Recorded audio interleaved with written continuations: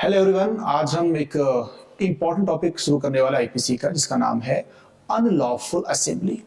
यानी कि इसका मतलब ये है कि ऐसी गैदरिंग जो अनलॉफुल है, जो कि इलीगल है, यानी कि जो कि प्रोहिबिट है बाय लॉ, तो उसके बारे में आज हम डिस्कस करने वाले हैं। तो शुरू करते हैं आज का टॉपिक, अनलॉफुल असेंबली। ठीक है, तो जैसा कि नाम से क्लियर है, असेंबली और अनलॉफुल, तो यानी कि इसका मतलब ये है कि लोग इकट्ठा हो रखे हैं, उनका जो जमाव है, उनका जो इकट्ठा होना, जो उनकी गैदरिंग है, वो अनलॉफुल है। यानी कि गैर कानूनी तरीके से लोग इकट्ठा हो रखे हैं। अनलॉफुल असेंबली हमारे पास एक वर्ड वाइज हम समझे तो मीनिंग ये निकल करके आती है। ठीक है, तो सबसे पहले हम इस बात को समझें कि ये तो अनलॉफुल है, आखिर लॉफुल असेंबली क्या है। कहने का मतलब ये है कि जाहिर सी बात है, लोग हमेशा अगर इकट्ठा हो रखे हैं तो हमेशा तो अनलॉफुल नहीं होगा। कहने का मतलब कुछ ऐसे पॉइंट होंगे जिसकी वजह से वो अनलॉफुल हो जाएगा। तो सबसे पहले इसी बात को हम समझते हैं कि पहली बात तो है कि हमें इकट्ठा होने का, असेंबली करने का राइट है या नहीं है। इस बात को पहले हम यहाँ पर समझने की कोशिश करें, और उसके बाद फिर हम इस बात को समझेंगे कि वो कौन कौन से प्रोविजंस हैं, कौन कौन से पॉइंट्स हैं जो किसी असेंबली को अनलॉफुल बनाते हैं। तो सबसे पहले हम नजर डालते हैं इस पॉइंट के ऊपर। अगर कॉन्स्टिट्यूशन की बात हम करें, जैसे कि हम जानते हैं कि कॉन्स्टिट्यूशन का जो पार्ट नंबर 3 है, पार्ट नंबर 3 में आपके पास दिए हुए हैं फंडामेंटल राइट। तो जब फंडामेंटल राइट की बात हम करते हैं तो उसमें हमारे पास एक आर्टिकल नंबर 19 है जो कुछ फ्रीडम की बात करता है, यानी कि कुछ राइट हमारे पास है फ्रीडम को लेकर के। तो उन्हीं में से हमारे पास एक राइट होता है फ्रीडम ऑफ असेंबली। जरा इसको समझे, हमारे पास क्या लिखा हुआ है। समझने वाली बात यहाँ पर देखिए ये है कि जैसे हम बातें बताई गई कि constitutional provisions article number 19 clause 1B guarantees the freedom to assemble in peace and without armaments. तो कहने का मतलब यहाँ पर ये है कि इंडियन कॉन्स्टिट्यूशन का जो article number 19 clause 1 clause sub clause B है, वो हमें ये बात बताता है कि लोग इकट्ठा हो सकते हैं, असेंबल हो सकते हैं, इकट्ठा हो सकते हैं इन पीस एंड विदाउट आर्म्स। कहने का मतलब यह है कि आप लोगों को, हम लोग यानी कि जो इंडिया के जो नागरिक हैं, उनको इस बात का अधिकार है कि इकट्ठा हो सकते हैं, असेंबली अपनी कर सकते हैं, कोई भी पब्लिक मीटिंग वगैरह कर सकते हैं। कंडीशन बस ये है कि पीसफुली होना चाहिए, शांतिपूर्वक होना चाहिए, और दूसरी बात है विदाउट आर्म्स। कहने का मतलब ये है कि विदाउट आर्म्स यानी कि इसका मतलब ये हो गया कि बिना हथियारों के। यानी कि इसका मतलब ये है कि आपके पास वेपन्स नहीं है, शांतिपूर्वक आप कहीं पर असेंबली करना चाहते हैं, मीटिंग करना चाहते हैं, पब्लिक गैदरिंग करना चाहते हैं, तो ये सिर्फ ये मान करके चलिए कि सिर्फ आपके लिए परमिशन नहीं बल्कि आपका अधिकार है। इस अधिकार का भी यूज कर सकते, इकट्ठा हो सकते हैं। तो article number 19 clause 1 sub clause B हमें ये बात यहाँ पर बता रहा होता है कि असेंबली करने की आपको फ्रीडम है, आपका राइट है। ठीक है, तो यानी कि इसका मतलब ये है कि सिर्फ असेंबली होना अपने आप में कोई गलत नहीं है। ये बात हमें समझ में यहां पर आई कि सिर्फ असेंबली हो रखी है, इकट्ठा लोग हो रखे हैं, तो अपने आप में वो कोई क्राइम नहीं है, अपने आप में कोई अनलॉफुल नहीं है। ये बात हमें यहां से साफ साफ पता चल रही है। तो यानी कि इसका मतलब ये है, यानी कि इसका मतलब ये कुछ ऐसे पॉइंट्स होंगे, कुछ ऐसे प्रोविजन होंगे जो किसी असेंबली को अनलॉफुल बनाते हैं, यानी कि जो उसे गैर कानूनी बनाते हैं। तो वे कौन कौन से पॉइंट हैं, वही बात हम यहां पर समझ रहे हैं। तो सबसे पहली बात तो जैसे कि आप यहां पर देख रहे हैं, अगर हम बात यहां पर करें इंडियन पिनल कोड की बात हम करें, तो इंडियन पिनल कोड का जो सेक्शन नंबर 141 है, section number 141 of the IPC, ये हमें डील करता है, ये हमें बताता है अनलॉफुल असेंबली के बारे में। तो क्या यहां पर लिखा है, इसको देखें जरा। Unlawful assembly is defined under section number 141 of the IPC. तो सबसे पहला पॉइंट तो यहां पर ये कि पहला क्वेश्चन पूछा गया कि अनलॉफुल असेंबली के बारे में कहां पर दिया हुआ है, तो आंसर हमारे पास हो गया Indian penal code section number 141। तो क्या बात यहां पर कही गई, क्या प्रोविजन दे रखे हैं, उसकी बात यहां पर करें। According to this section, any assembly is unlawful if its common objective is to common object। कहने का मतलब यहां पर यह है कि लोग इकट्ठा हो रखे हैं, पब्लिक गैदरिंग यहां पर हो रखी है, और उन सबका कॉमन ऑब्जेक्ट है। यानी कहने का मतलब यह है कि उन सबका एक सामान्य उद्देश्य है। वो उद्देश्य क्या होना चाहिए, वो इनमें से कुछ आपके पास दिया हुआ है। सबसे पहले क्या कहा गया, number 1 over power. Over power the government, उसमें गवर्नमेंट की बात हम करें तो सेंट्रल गवर्नमेंट हो या स्टेट गवर्नमेंट हो, द लेजिस्लेचर यानी कि वो अथॉरिटी जो कि लॉ बनाती है, सेंटर की हो सकती है, स्टेट की हो सकती है, इसकी बात यहां पर कही गई। इसके अलावा any public servant in the exercise of lawful power by using criminal force. तो कहने का मतलब ये है कि कोई पब्लिक गैदरिंग है, असेंबली है, और हम ये देखना चाहते हैं कि ये अनलॉफुल है कि नहीं है, तो वहां पर कंडीशन ये है कि हमें देखना होगा कि उनका कॉमन ऑब्जेक्ट क्या है। अगर उनका कॉमन ऑब्जेक्ट इन 5 पॉइंट में से कोई एक अगर है, कोई एक भी अगर है, तो ऐसी कंडीशन में फिर हम उसको अनलॉफुल कह देते हैं। तो सबसे पहली बात क्या कही गई? सबसे पहली बात ये कही गई कि अगर मान करके चलिए उन सबका एक कॉमन ऑब्जेक्ट ये है कि जो गवर्नमेंट है, यानी कि सेंट्रल गवर्नमेंट हो या स्टेट गवर्नमेंट हो, ठीक है, या लॉ मेकिंग अथॉरिटी है या कोई पब्लिक सर्वेंट है, अगर इनको आतंकित करना है, इनको डराना धमकाना है, या इनके ऊपर कोई ये मान के चलिए गलत तरीके से इनके ऊपर कोई प्रेशर बनाना है, अगर ऐसा कोई उनका कॉमन ऑब्जेक्ट उस भीड़ का या उस लोगों का अगर है, तो ऐसे में असेंबली क्या हो जाएगी? अनलॉफुल हो जाएगी। तो पहला पॉइंट तुम्हारे पास यहां पर ये है कि कॉमन ऑब्जेक्ट पहला कोई ये हो सकता है। दूसरा क्या हो सकता है? टू रेजिस्ट और oppose the application of the law और एनी लीगल प्रोसेस। अगर उस असेंबली का कॉमन ऑब्जेक्ट ये है कि अगर विधि की कोई प्रक्रिया है, कोई लीगल प्रोसेस है या लॉ का कोई ऑर्डर है, उसको एग्जीक्यूट करना है, उसको रोकना है। कहने का मतलब ये है कि अगर मान करके चलिए ये जो असेंबली है ये सामान्य उद्देश्य रखती है कि किसी लीगल प्रोसीडिंग को या मान करके चलिए कि किसी ऐसी प्रक्रिया में रुकावट डाली जाए, किसी ऐसी प्रोसेस में रुकावट डाली जाए, किसी ऐसे एप्लीकेशन में रुकावट डाली जाए जो कि किसी लीगल तरीके से या लॉ के तरीके से हो रही है। मेन बात यहां पर ये रेजिस्ट और oppose the application of the law और एनी लीगल प्रोसेस। कहने का मतलब ये है अगर उसका एक उद्देश्य ये है कि लीगल प्रोसेस को या किसी लॉ के एप्लीकेशन को रोका जाए या उसका विरोध किया जाए, तो अगर ये कॉमन ऑब्जेक्ट अगर है तो ये भी क्या हो सकता है? ये भी अनलॉफुल असेंबली में आ सकता है। थोड़ा एग्जांपल्स और समझ लेते हैं कि मान करके चलिए एक ऑफिसर है, एक गवर्नमेंट ऑफिसर है, और मान करके चलिए कि उसको एक ऑर्डर मिला हुआ है, एक ऑर्डर उसे मिला हुआ है कि भाई प्लॉट खाली करवाना है, ये बिल्डिंग खाली करवानी, मान करके चलिए कि इलीगल इसको यहां से हटाना है, या मान करके चलिए कि उनको ऑर्डर मिला हुआ है क्या काम करना है कि ये इलीगल चीजें हैं, इलीगल प्रॉपर्टी है, इसको यहां से हटाना है या उसमें कुछ चेंज करना है। कहने का मतलब ये है कि जो भी काम वो ऑफिसर कर रहा है लॉ की अथॉरिटी के अंदर कर रहा है, और ऐसे में एक असेंबली है जो कि उसको रोकने का काम कर रही है। कहने का मतलब ये कि रोकने का उद्देश्य रखती है, इसलिए इकट्ठा हो रखे हैं ताकि लॉ के इस ऑर्डर को ना फॉलो करवाने दिया जाए। तो अगर ऐसा कोई कॉमन ऑब्जेक्ट है तो वो भी अनलॉफुल असेंबली में काउंट हो जाएगा। दूसरा पॉइंट हमारे पास यहां पर ये है।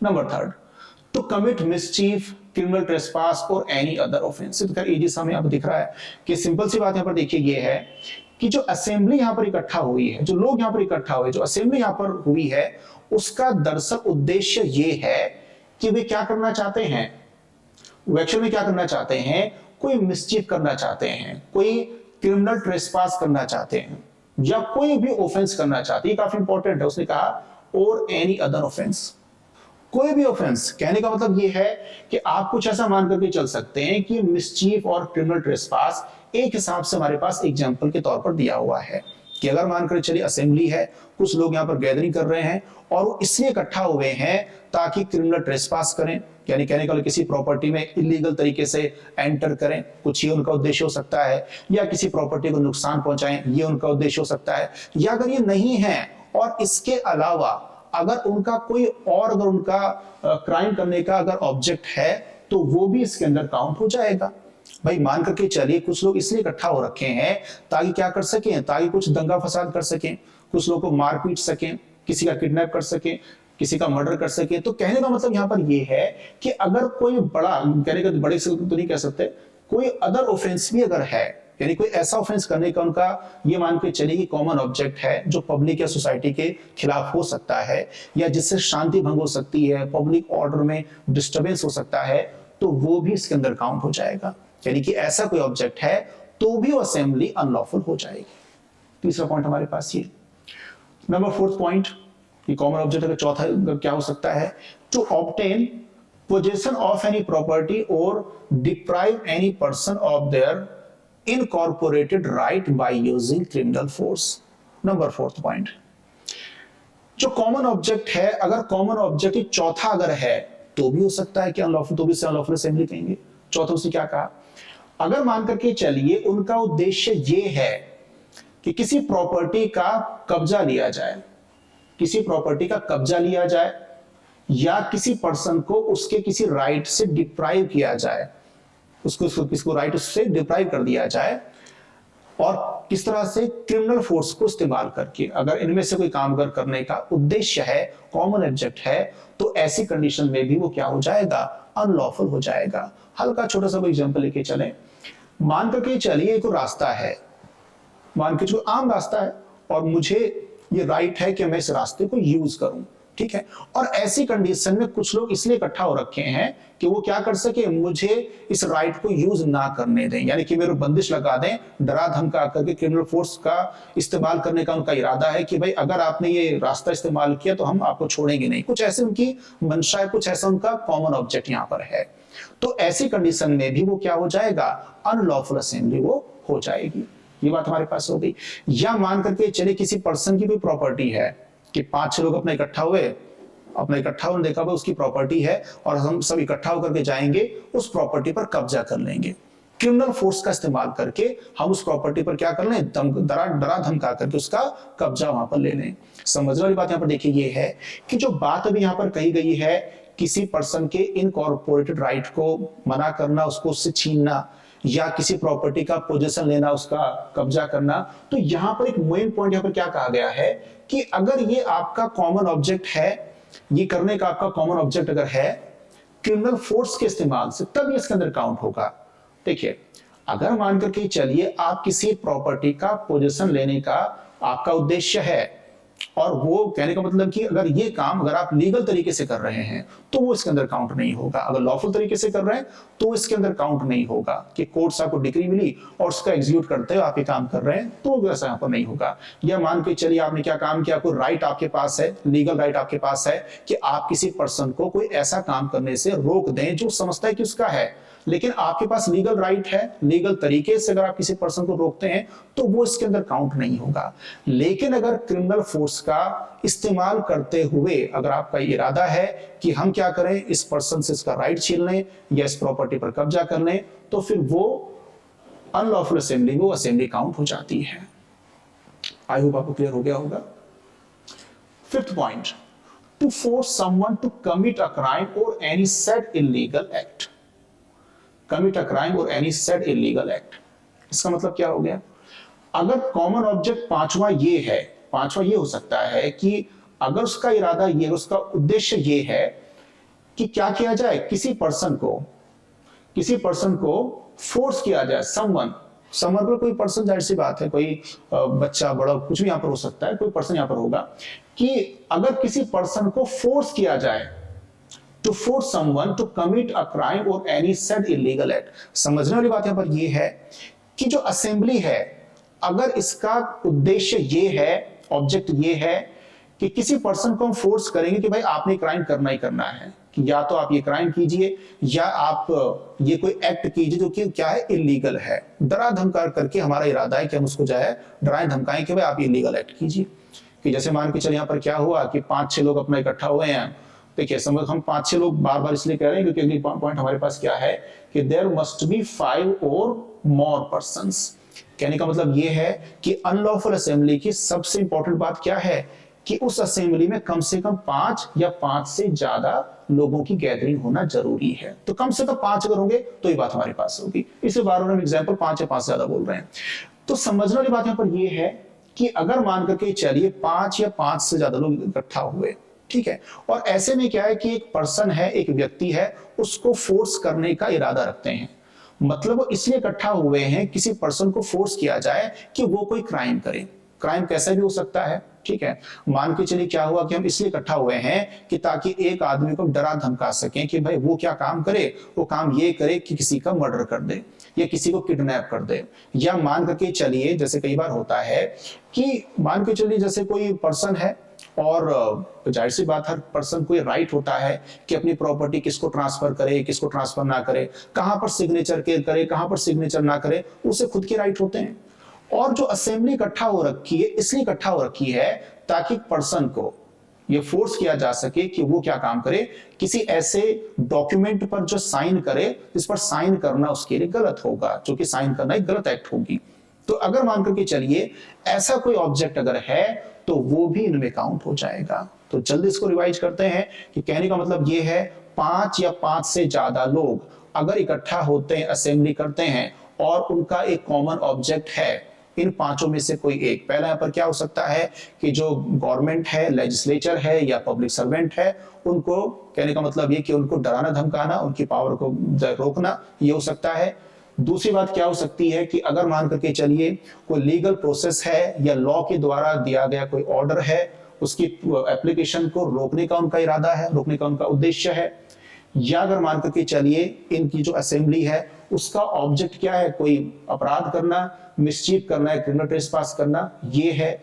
या फिर कोई असेंबली ऐसी है जो किसी प्रॉपर्टी का पोजीशन लेना चाहती है या किसी पर्सन के इनकॉर्पोरेटेड राइट को डिप्राइव करना चाहती है क्रिमिनल फोर्स के द्वारा, ये उसका उद्देश्य है। या अगर उनका उद्देश्य ये है कि किसी पर्सन को कोई क्राइम करने के लिए फोर्स किया जाए या कुछ ऐसा काम करने के लिए फोर्स किया जाए जो गलत है, जो कि सही नहीं है, इल्लीगल है। अगर इन पांचों में से कोई भी उद्देश्य अगर किसी असेंबली का होता है तो उसे अनलॉफुल असेंबली कह दिया जाता है। तो डेफिनेशन तो आर्टिकल सेक्शन नंबर 141 में हमारे पास ये दे रखी है। ठीक है, अब जरा कुछ जो मेन बातें हैं उसको जरा समझने की कोशिश करते हैं कि और इसमें क्या क्या बात यहाँ पर कही गई है। थोड़ा डायरेक्ट लैंग्वेज पढ़ के देखें। However, for an assembly to be referred to as an unlawful assembly, there must be 5 or more persons in the assembly and they must constitute a common object. A common object. This means that all the persons of the assembly must be aware of the object, of the formation of such assembly. The mere presence of any person does not make that person a member of the unlawful assembly. ये हमारे पास बात कही गई है। तो पहले इसी का मतलब समझ के चले। जो लास्ट में आपके पास यहाँ पर लिखा, जिसको भी हमने यहाँ पर आपको पढ़ के बताया, इसमें समझ वाले 2 पॉइंट है। एक तो ये कि 5 और मोर पर्संस, कहने का मतलब ये है अगर किसी असेंबली में 5 से कम लोग हैं, 4 हैं, 2 हैं, 3 हैं, तो वो काउंट नहीं होगा, वो अनलॉफुल असेंबली में नहीं आएगा। एक तो बात ये। और दूसरी बात यहां पर क्या कही गई है, कॉमन ऑब्जेक्ट, कि उन सब का एक कॉमन ऑब्जेक्ट होना चाहिए। Common object. एक छोटी सी बात हम हल्का से डिस्कस करते चले। एक वर्ड हमारे पास होता है कॉमन इंटेंशन, कॉमन इंटेंशन, और एक वर्ड हमारे पास है कॉमन ऑब्जेक्ट, कॉमन ऑब्जेक्ट। तो पहले हम इसी बात को समझते चले कि यहां पर कॉमन ऑब्जेक्ट की बात कही गई है, कॉमन इंटेंशन की बात नहीं कही गई है। ठीक है, तो हल्का सा जब डिफरेंस समझते चले कि दोनों में डिफरेंस क्या है, वैसे हम आपको बताते चले कि जो डिफरेंस के लिए हम अलग से एक सीरीज यहां पर शुरू करने वाले हैं, जिससे डिफरेंस आपको समझाया जाएगा कि कॉमन ऑब्जेक्ट क्या है, कॉमन इंटेंशन क्या है, सब डिटेल में आपको बताया जाएगा। क्योंकि यहाँ पर बात आ चुकी है तो हल्का सा हम आपको बताते चले कि मेन डिफरेंस आप क्या समझ के चल सकते हैं कि जब कॉमन इंटेंशन की बात आती है तो वहां पर कहीं ना कहीं प्री प्लानिंग होती है।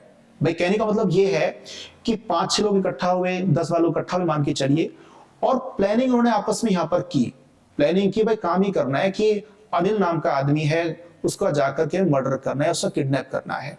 तो कहने का मतलब ये है कि जब वो मर्डर करने के उस जगह पर जाते हैं तो पहले से उनके बीच में प्लानिंग हो चुकी है, किसी ने ऑफर दिया, दूसरे ने एक्सेप्ट किया, हाँ भाई ठीक है करते हैं।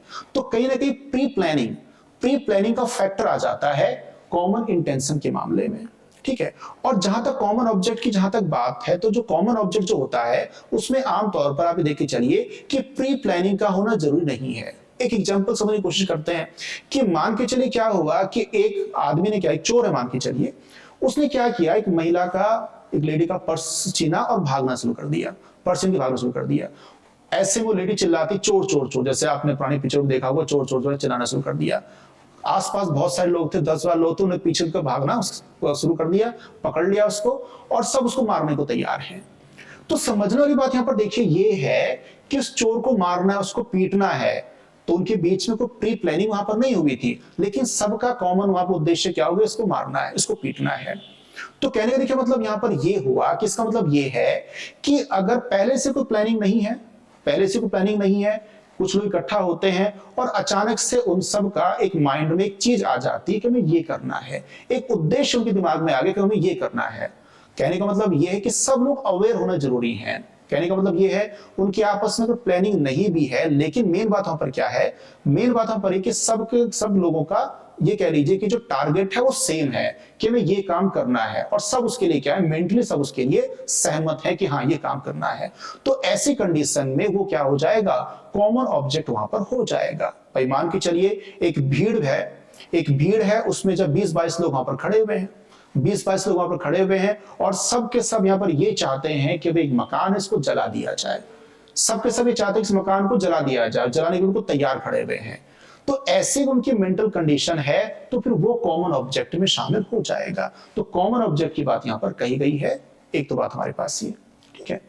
नेक्स्ट यहां पर क्या कहा गया, लास्ट लाइन में क्या कहा गया, an assembly that is lawful at its commencement beginning can develop into an unlawful assembly by subsequent act of the members. कहने का मतलब यह है कि लास्ट में इस पॉइंट को भी क्लियर किया गया है ताकि प्री प्लानिंग वाली बात हमारी वहां पर क्लियर हो जाए। एक बात यहां पर कही गई है कि अगर कोई असेंबली ऐसी है, शुरुआत में लॉफुल थी, यानी कि पीसफुल लोग वहां पर खड़े हुए तो कुछ ऐसा नहीं था, ठीक है, लेकिन क्या हो सकता है कि अपने बाद के किसी एक्ट के चलते हुए क्या हो सकता है, वो बाद में अनलॉफुल असेंबली में कन्वर्ट हो सकती है।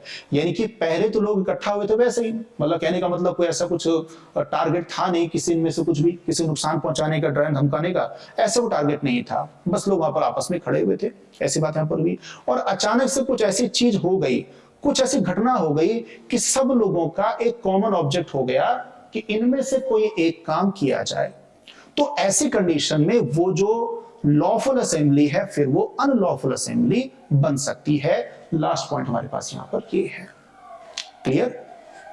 चलिए, तो एक तो बात हमारे पास यहां पर ये हो गई। अब इस बात को थोड़ा हम और आगे बढ़ाते हैं। अब थोड़ा देखिए, तो प्रैक्टिकल वे में थोड़ा इसको समझने की कोशिश करें। अनलॉफुल असेंबली की डेफिनेशन हमने पढ़ ली, अनलॉफुल असेंबली में कौन कौन से पॉइंट पूरे होने जरूरी हैं वो बात हम आप लगभग समझ चुके हैं। अब इसके बाद थोड़ा प्रैक्टिकल इस बात को समझने की कोशिश करें कि अगर मान करके चलिए कोई असेंबली है, अगर कुछ लोग इकट्ठा हो रखे हैं, 5 या 5 से ज्यादा लोग, इस बात को दिमाग में रखिए, अगर 5 या 5 से ज्यादा लोग अगर इकट्ठा हो रखे हैं तो फिर ऐसी कंडीशन में क्या काम किया जा सकता है, क्या काम यहां पर किया जा सकता है उसको रोकने के लिए। एक बात हमेशा ध्यान से यहां पर समझिएगा, इनफैक्ट इस मामले में 2 चीजें। नंबर 1 तो यहां पर ये कि अभी जो अनलॉफुल असेंबली की बात यहां पर कर रहे हैं, तो ये जो अनलॉफुल असेंबली है अभी इसने कोई, कहने का मतलब कोई इंजरी पहुंचाने का काम अभी यहां पर नहीं किया है। इस बात को समझिए कि अनलॉफुल असेंबली को जो डिफाइन यहां पर किया गया है, तो बेसिकली वो उसने अभी क्या एक्ट कर लिया है, कहने का मतलब क्या उसने क्राइम कर लिया, क्या उसने कोई क्राइम एक्चुअल में कर लिया है, ऐसा नहीं है। मेन बात यहां पर यह है कि अनलॉफुल असेंबली को जो समझाने का जो काम किया गया है वो बेसिकली कॉमन ऑब्जेक्ट के बेस पर किया गया है।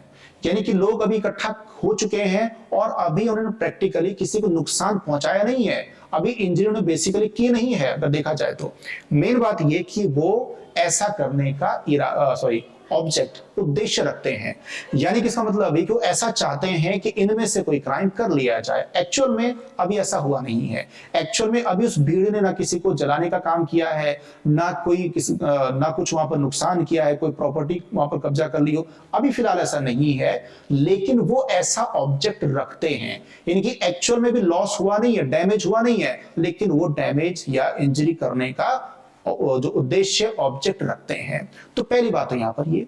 दूसरी बात हमारे पास यहां पर देखिए ये है कि जो अथॉरिटी होती है जो पब्लिक ऑर्डर को मेंटेन करती है, जैसे हम पुलिस वगैरह की बात हम करें, पुलिस ऑफिसर्स की बात करें, एग्जीक्यूटिव मजिस्ट्रेट्स वगैरह की बात हम करें, यानी कि ऐसी अथॉरिटी, जैसे पुलिस की बात करें, जैसे हम बात करें मजिस्ट्रेट की बात करें, तो एक्चुअल में इनके पास कई बार साहब सीआरपीसी में देखते हैं तो प्रिवेंटिव एक्शन के राइट इनके पास होते हैं। कहने का मतलब ये है कि क्राइम को रोकने के भी कुछ हद तक इनके पास राइट होते हैं। तो समझने वाली बात यहां पर देखिए ये है कि अगर कोई असेंबली ऐसी इकट्ठा हो गई है जो कोई भी क्राइम इनमें से कर सकती है, तो ऐसी कंडीशन में जो एग्जीक्यूटिव मैजिस्ट्रेट होते हैं या जो पुलिस इंचार्ज ऑफिसर्स वगैरह होते हैं, तो उनके पास क्या राइट है, वो क्या कर सकते हैं, वो क्या कर सकते हैं, वो बात समझाई गई है सेक्शन नंबर 129 ऑफ सीआरपीसी में। तो जो धारा 129 है सीआरपीसी की, वहां पर समझाया गया है कि ऐसी कंडीशन में क्या किया जा सकता है। आप इसको पढ़ेंगे, सब आपके पास साफ साफ लिखा हुआ होता है। हम इसको बिल्कुल इजी से लैंग्वेज में सिंपल सा आपको बताते चले कि अगर मान करके चलिए कुछ इस तरह की असेंबली होती जो कि अनलॉफुल है, हल्का से देख लेते हैं। यहाँ पर कानून है कि any unlawful assembly or any assembly of 5 or more persons likely to cause a disturbance of the public peace। ध्यान समझिएगा, 5 या 5 से ज्यादा लोग इकट्ठा हो रखे हैं, 5 या 5 से ज्यादा लोग इकट्ठा हो रखे हैं, और जैसे कि बात हमने आपको कही कि अभी इन्होंने कोई नुकसान पहुंचाने का काम एक्चुअल में नहीं किया है, लेकिन अगर मान करके चलिए एग्जीक्यूटिव मैजिस्ट्रेट को या ये मान के चले कोई पुलिस स्टेशन का इंचार्ज है जो कि सब इंस्पेक्टर या उससे ऊपर के लेवल का होना चाहिए, रैंक का होना चाहिए, अगर उसको ये लगता है, अगर इस असेंबली को देख करके उसे ये लगता है कि जो असेंबली है पब्लिक पीस को नुकसान पहुंचा सकती है, पब्लिक पीस इनकी लोक शांति में बाधा उत्पन्न कर सकती है, डिस्टर्बेंस उत्पन्न कर सकती है, तो ऐसी कंडीशन में वो क्या कर सकते हैं, ऐसी कंडीशन में वो ऑर्डर दे सकते हैं कि आप तितर बितर हो जाए, डिस्पर्स हो जाइए, आप यहां से हट जाइए, असेंबली को खत्म कर दीजिए, ये ऑर्डर दे सकते हैं। ध्यान से बात को समझने वाली बात यहां पर ये है कि वो जो लोग इकट्ठा हो रखे हैं, बस एक ही चीज यहां पर है, 5 या 5 से ज्यादा लोग होने चाहिए, मेन बात यहां पर ये। उसके बाद दूसरी बात यहां पर यह है कि अगर वो अनलॉफुल है, अगर अनलॉफुल है, साफ साफ दिख रहा है, तो ऐसी कंडीशन में तो राइट है ही कि इनको डिस्पर्स करने का राइट, इनको तितर बितर होने के लिए कह दिया जाए। साथ ही साथ अगर अनलॉफुल नहीं भी है, लेकिन अगर इनको लगता है कि जो असेंबली है कुछ नुकसान पहुंचा सकती है, पब्लिक पीस को नुकसान पहुंचा सकती है, तो ऐसी कंडीशन में भी वो ऑर्डर दे सकते हैं। ठीक है, क्यों देखिए समझने वाली बात यहां पर देखिए ये है कि यहां पर बस देखिए होगा क्या, और बात आगे बढ़ाएं कि अगर मान करके चलिए कोई असेंबली है और पुलिस ऑफिसर जो यहाँ पर कहा गया, मैजिस्ट्रेट की बात यहाँ पर की गई है, अगर वो ऑर्डर देते हैं कि वह तितर बितर हो जाइए, यहां से आप हट जाइए, अगर मानते हैं तो अच्छी बात है, नहीं मानते तो हल्का सा सिविल फोर्स का इस्तेमाल करके उनको हटाया जा सकता है, ये बात हो गई। तो यहां पर देखिए होगा क्या कि जैसा कि यहाँ पर आपको बात बताते चले, इस पर आगे बढ़े, ये 143 है, इसके पहले इसको देख लेते हैं 145 141। यहां पर देखिए होगा क्या कि अगर मान करके चले किसी ऐसी भीड़ को, असेंबली को, अगर ये ऑर्डर दिया गया बाय दीज अथॉरिटीज कि आप यहां से हट जाइए, यहां से आप जो हट जाइए, यहां से आप जो तितर बितर हो जाइए, असेंबली खत्म कर दीजिए, अगर वे उस ऑर्डर को फॉलो करने से इनकार करते हैं, यानी कि उनको ऑर्डर दे दिया गया कि भाई आप इस असेंबली को खत्म कर दीजिए, हट जाइए यहां से, ये मैदान खाली कर दीजिए, रोड खाली कर दीजिए, अगर वो नहीं मानते हैं, अगर इस ऑर्डर को फॉलो नहीं करते हैं, तो यहां पर होगा क्या, पनिशमेंट का प्रोविजन है सेक्शन नंबर 145 में, सेक्शन नंबर 151 में। अब समझने वाली बात यहां पर यह है कि जब किसी ऑफिसर को जो जिसके पास राइट है इनको हटाने का, अगर वो ऑर्डर देता है तो वो तो इसी डर से ऑर्डर देगा, ये सोच के ऑर्डर देगा कि भाई पब्लिक पीस को नुकसान पहुंचा सकते हैं, तो उसको तो ऑर्डर देने का राइट दोनों केसेस में है, चाहे अनलॉफुल हो या ना हो। बस यहां पर देखिए ये होगा कि अगर वो हटने से इनकार करते हैं, तो ऐसी कंडीशन में जब बाद में जब छानबीन की गई, पूरा केस चलाया गया, और तब वहां पर पता ही चलता है, ये बात साबित होती है कि जिस असेंबली को इस तरह से हटने के लिए कहा गया था, ऑर्डर दिया गया था तितर बितर होने के लिए, अगर वो असेंबली क्या थी, अगर वो असेंबली अनलॉफुल थी, तो फिर ऐसी कंडीशन में क्या होगा, सेक्शन नंबर 145 लगेगा आईपीसी का, और ऐसी कंडीशन जो पनिशमेंट है वो मैक्सिमम 2 साल तक की हो सकती है, प्लस फाइन वगैरह हो सकता है। ठीक है, और अगर मान करके चलिए बाद में पता चला कि जिन असेंबली को हटाने की बात यहाँ पर की गई थी, वो असेंबली जो थी वो असेंबली अनलॉफुल नहीं थी, लेकिन फिर भी क्योंकि उसने ऑर्डर मानने से इनकार किया है, मजिस्ट्रेट का है, पुलिस का, तो ऐसी कंडीशन में फिर वहां पर क्या लगेगा, सेक्शन नंबर 151 लग जाएगा। और क्योंकि वो अनलॉफुल नहीं थी, अनलॉफुल नहीं था, लेकिन उसने क्या काम किया था, अथॉरिटी का ऑर्डर मानने से इनकार किया था, तो ऐसी कंडीशन में पनिशमेंट कम हो जाएगी, 6 महीने की हो जाएगी, 6 मंथ्स और फाइन या दोनों। तो समझने वाली बात यहाँ पर देखिए ये है, अगर सीआरपीसी का सेक्शन नंबर 129 इसमें मिला दें तो कहने का मतलब ये है, अगर कोई असेंबली ऐसी है जिसे पब्लिक पीस का नुकसान हो सकता है तो उसको खत्म करवाने का, उसको हटाने का ऑर्डर देने का राइट हम एग्जीक्यूटिव मजिस्ट्रेट की बात करें उनके पास होता है। पुलिस ऑफिसर्स की बात हम करें, सब इंस्पेक्टर से ऊपर लेवल का, किसी पुलिस स्टेशन का, थाने का इंचार्ज है मान के चलिए, तो उनके पास ये राइट है कि असेंबली को हटवा दिया जाए। अगर वो इनकार करते हैं तो ऐसी कंडीशन में सेक्शन 145 और सेक्शन नंबर 151 आईपीसी वहां पर प्रकाश में आता है, यहाँ पे इफेक्ट में आ जाता है। और इनमें यहाँ पर क्या होगा, अगर असेंबली अनलॉफुल थी तो 2 साल या 2 साल तक की पनिशमेंट प्लस फाइन या दोनों में से, या अगर वो अनलॉफुल नहीं थी तो फिर सेक्शन नंबर 151 और पनिशमेंट मैक्सिमम 6 मंथ्स की हो जाएगी। ठीक है, तो इस तरीके से काफी इंपॉर्टेंट बातें जो थी हमारे पास अनलॉफुल असेंबली की, वो काफी हद तक हमारी यहाँ पर पूरी हो चुकी है। अब जो कुछ बीच में जो सेक्शंस बचे हुए थे थोड़ा उसको देख लेते हैं। जैसे यहाँ पर देखें, ये हमारा हो चुका था, इस पे आते हैं। हाँ, सेक्शन नंबर 141 और 142 143 इसको देख लेते हैं, क्या यहाँ पर बात कही गई। Section number 142 of the IPC provides that if a person continues to be in an unlawful assembly after knowing it is illegal, he is considered a member of that unlawful assembly. Members of the unlawful assembly must be liable for the punishment provided under section number 143 of IPC. तो देखिए, समझने वाली बात यहाँ पर देखिए ये है कि जो सेक्शन नंबर 142 है हमें बात ये बताता है कि अगर मान करके चलिए एक असेंबली है, क्योंकि इसमें कॉमन ऑब्जेक्ट की बात ध्यान समझिएगा कि कॉमन ऑब्जेक्ट की बात है, प्री प्लानिंग तो यहाँ पर है नहीं। तो कई बार ऐसा भी हो सकता है कि आप एक असेंबली में खड़े हुए हैं और असेंबली में आप वहां पर एक असेंबली के आप मेंबर हैं और मान के चलिए कि शुरुआत में वो जो असेंबली थी लॉफुल थी, खड़े थे आप उनके साथ में, लोगों के साथ आप भी थे, ठीक, शामिल थे उसमें। और अगर आपको पता चल जाता है कि भाई ये असेंबली अनलॉफुल हो चुकी है, आपको पता चल गया कि इस असेंबली का कॉमन ऑब्जेक्ट इन 5 में से कुछ करने का है, पता चल गया आपको, और उसके बावजूद भी अगर आपको पता चल गया कि अनलॉफुल है, उसके बावजूद भी अगर आप उसमें शामिल रहते हैं, कंटिन्यूसली आप वहां पर खड़े हुए उनके साथ में हैं, तो फिर ऐसी कंडीशन में फिर ये माना जाएगा कि इसका मतलब आप उस अनलॉफुल असेंबली के मेंबर हैं, और ऐसी कंडीशन में जो पनिशमेंट होगी सेक्शन नंबर 143 के अकॉर्डिंग हो जाएगी। तो कहने का मतलब यहां पर ये है कि जो सेक्शन नंबर 143 क्या कहता है, section number 143 of the IPC states that members of the unlawful assembly must be punished with imprisonment of not more than 6 months, a fine or both। तो कहने का मतलब यहां पर देखिए ये है कि जो सेक्शन नंबर 145 और 151 है वो तो उस टाइम पर आपके इफेक्ट में आएंगे कि जब आपको ऑर्डर दिया गया और आप वहां पर नहीं माने, ठीक है। और जहां तक बात है सेक्शन नंबर 142 की, 143 की जहां तक हम बात करें, तो कहने का मतलब ये है कि जैसे अगर आप किसी अनलॉफुल असेंबली में हैं, आपको ऑर्डर दिया गया कि नहीं दिया गया, लेकिन बाद में पता चलता है कि वो जो असेंबली थी अनलॉफुल थी, ये साबित हो चुका है और आप उसके मेंबर, ये भी साबित हो गया, दिख गया साफ साफ, तो ऐसे कंडीशन में फिर पनिशमेंट क्या होगी, 6 महीने की पनिशमेंट आपको फिर हो सकती है, मैक्सिमम 6 महीने की पनिशमेंट या फाइन या पनिशमेंट प्लस फाइन। तो सेक्शन 143 हमें ये बताता है। चलिए आगे बढ़ते हैं। सेक्शन नंबर 144 क्या कहता है, provides punishment for being a member of unlawful assembly that is armed with weapons that can likely cause death. This section is an, देखिए तो समझने वाली बात है पर देखिए ये है कि अगर एक अनलॉफुल असेंबली है जिसका टारगेट उन 5 में से कोई एक था, ऑब्जेक्ट उन 5 में से कोई एक था, असेंबली है, अनलॉफुल असेंबली है, तो ऐसे में उसके लिए पनिशमेंट बताई गई 6 महीने की, मैक्सिमम 6 मंथ्स की पनिशमेंट हो सकती है।